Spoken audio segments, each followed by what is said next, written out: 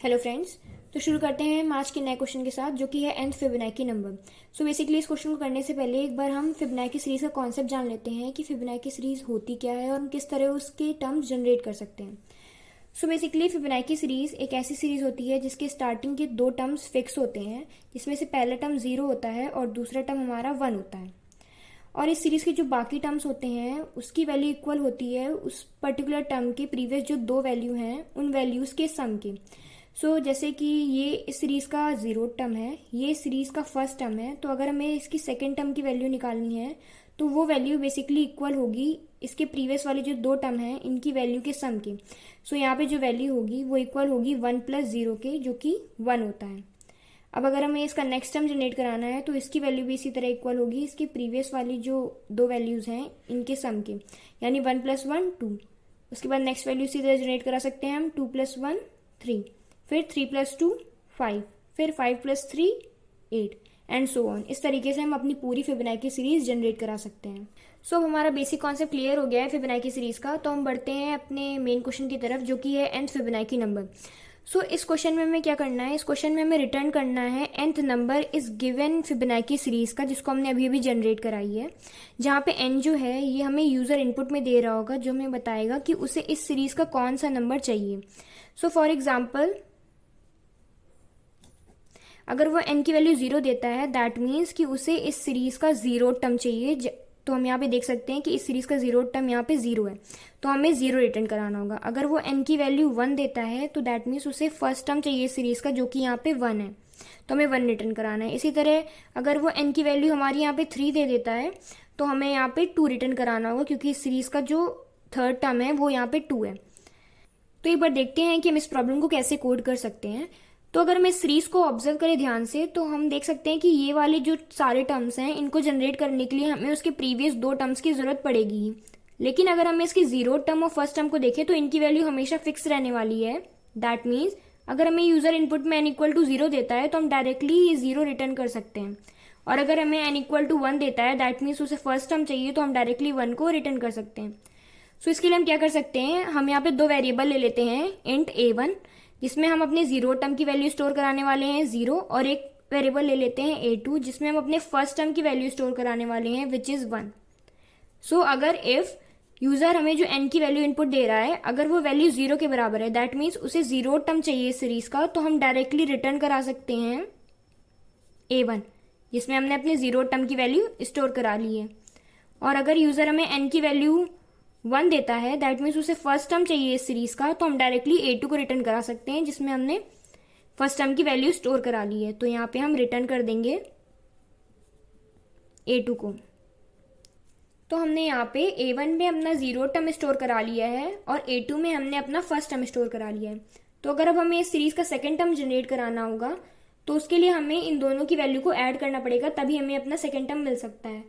तो यहाँ पे हम क्या करते हैं, हम यहाँ पे एक नया वेरिएबल c बनाते हैं और इसके अंदर स्टोर कराते हैं a1 + a2 को।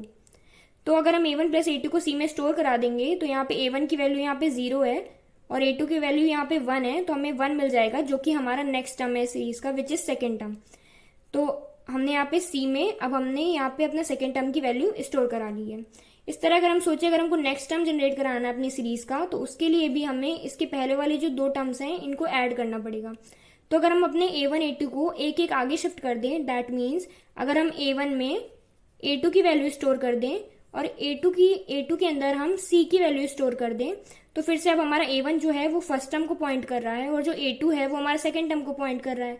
अगर इन दोनों की वैल्यू को ऐड कर देंगे तो हमें ईजिली अपना ये टर्म मिल सकता है। तो हम क्या करें कि a1 में हमने अपना फर्स्ट टर्म स्टोर करा लिया है और a2 में हमने अपना सेकेंड टर्म स्टोर करा लिया है। अब फिर से जब हम c को कैलकुलेट करेंगे, जो कि a1 + a2 है, तो ये क्या हो जाएगा 1 + 1। तो ये फिर से अभी हमें अपना नेक्स्ट टर्म दे रहा है सीरीज का, यानी अब c यहाँ पे है। उसी तरह अगर हम रिपीटेडली इस प्रोसेस को करेंगे तो हम सारे टर्म जनरेट करा सकते हैं। जैसे कि एक और एग्जांपल ले लेते हैं कि अगर हमें इस सीरीज का ये टर्म जनरेट कराना है तो हम फिर से a1 को एक आगे शिफ्ट करते हैं, यानी a1 में अब हम a2 की वैल्यू स्टोर करते हैं और a2 के अंदर हम c की वैल्यू स्टोर करते हैं। और अगर हम इन दोनों को फिर से ऐड करेंगे और c में स्टोर कराएंगे, यानी a1 + a2 करेंगे, तो यहाँ पे a1 की वैल्यू 1 है और a2 की वैल्यू यहाँ पे 2 है। और इन्हें ऐड करेंगे तो हमें ईजिली अपना नेक्स्ट टर्म सीरीज का मिल रहा है। इसी तरह अब हम पूरे कोई भी टर्म इस सीरीज का जनरेट करा सकते हैं। तो आइए एक बार इससे कोड करके देखते हैं। तो जैसे कि हमने जीरो टर्म और फर्स्ट टर्म के लिए कोड पहले ही लिख दिया है, तो हम अपने रिमेनिंग टर्म्स के लिए कोड लिखते हैं। तो हम यहाँ पे क्या करेंगे, हम एक फॉर लूप चलाएंगे जिसमें हम आई को इनिशियलाइज कराएंगे 2 से। क्योंकि हमने जीरो टर्म और फर्स्ट टर्म के लिए तो पहले ही कोड लिख दिया है, तो हमने इसलिए आई को यहाँ पे 2 से इनिशियलाइज कराया है। यहाँ पे आई को हम कब तक चलाएंगे, जब तक उसकी वैल्यू एन के इक्वल नहीं हो जाती, जो कि यहाँ पे एन वो है जो हमें यूजर इनपुट दे रहा है। फिर हम आई को इंक्रीमेंट कर लेंगे। अब इसके अंदर हमें क्या करना है, जैसे कि हमने डिस्कस किया था कि हम एक नया वेरिएबल सी बनाएंगे जिसमें हम a1 प्लस a2 को स्टोर कराएंगे। तो यहाँ पे हमने एक सी वेरिएबल इनिशियलाइज कराया है a1 प्लस a2 से। इसके बाद हमें क्या करना है, a1 के अंदर a2 की वैल्यू स्टोर करानी है और a2 के अंदर c की वैल्यू स्टोर करानी है। तो यहाँ पे a1 के अंदर हम यहाँ पे a2 की वैल्यू स्टोर कराएंगे और यहाँ a2 के अंदर c की वैल्यू स्टोर कराएंगे।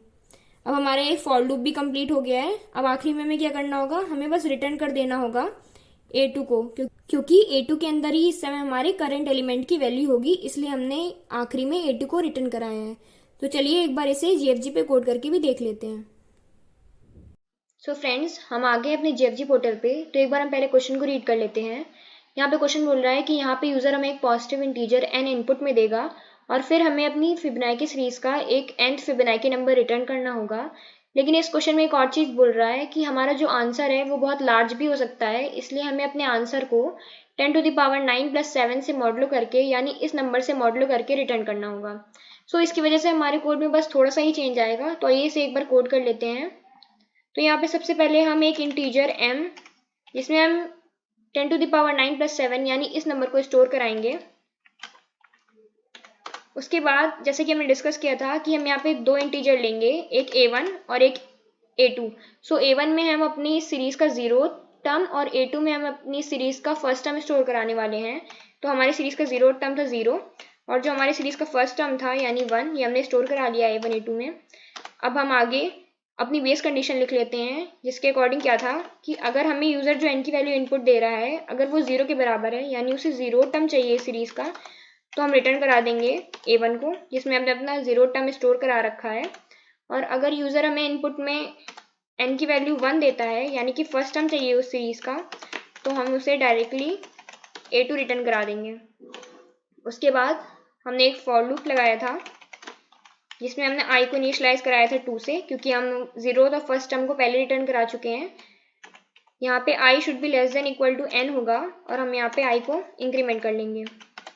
उसके बाद हमने यहाँ पे एक नया वेरिएबल c बनाया था जिसके अंदर हमने a1 प्लस a2 को स्टोर कराया था। लेकिन जैसे कि क्वेश्चन में कह रहा है कि हमारा आंसर बहुत लार्ज भी हो सकता है, तो अगर a1 लार्ज होगा और a2 भी लार्ज होगा तो इनका सम और ज़्यादा लार्ज नंबर आ जाएगा। तो हमें इसकी वैल्यू को कम करना होगा। उसके लिए हम इसको मॉड कर देंगे इस नंबर से जिसको हमने m में स्टोर करा लिया है। अब हम यहाँ पे a1 के अंदर a2 की वैल्यू को डाल रहे थे और फिर हम a2 के अंदर c की वैल्यू को डाल रहे थे। सो हमारा फॉर लूप भी कंप्लीट हो गया है। अब हमें एंड में केवल रिटर्न करना होगा a2 को। सो हमारा कोड कंप्लीट हो गया है। तो एक बार इस कोड को कंपाइल एंड रन करा के देख लेते हैं। सो हमने यहाँ पे गलती से a2 की जगह a1 लिख दिया है, तो इसे a2 कर लेते हैं और अब हम अपने कोड को कंपाइल एंड रन करके देखते हैं।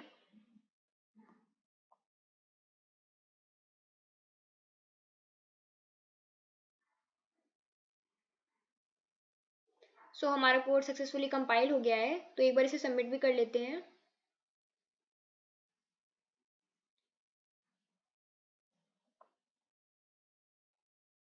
सो हमारा कोड सक्सेसफुली सबमिट भी हो गया है। सो आई होप गाइज आपको ये वीडियो समझ में आई होगी। अगर आपको इससे रिलेटेड कोई भी डाउट है तो उसे आप कमेंट सेक्शन में पूछ सकते हैं। So thank you for watching and please like share and subscribe our channel.